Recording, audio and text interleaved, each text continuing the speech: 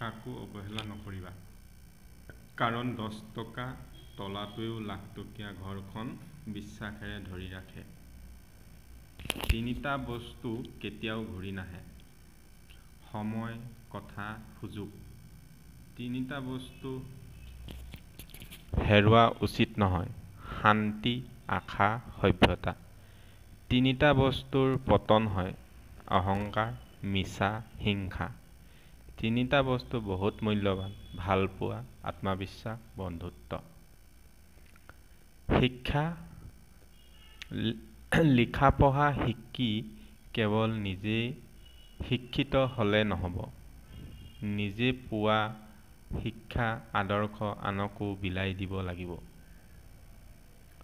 মোৰ দুৱাৰ খিৰিকী খুলি ৰাখিম যাতে বাহিৰৰ বতাহ সোমাব নোৱাৰে, কিন্তু সেই বতাহে যাতে মোক উৰুৱাই নিব নোৱাৰে তাৰ বাবেও মই যত্ন ল'ম। কলম যিমানেই দামী নহওক কিয়, ভিতৰত ৰিফিলডাল নাথাকিলে কোনো মূল্য নাই।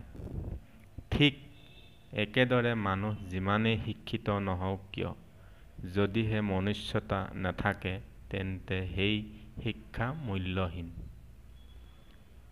জীৱন বাটত আপোন বুলিবলৈ কোনো নাই, মাথো স্বাৰ্থ পূৰণৰ বাবেহে কিছুমান মানুহ আপোনাৰ হোৱাৰ অভিনয় কৰে।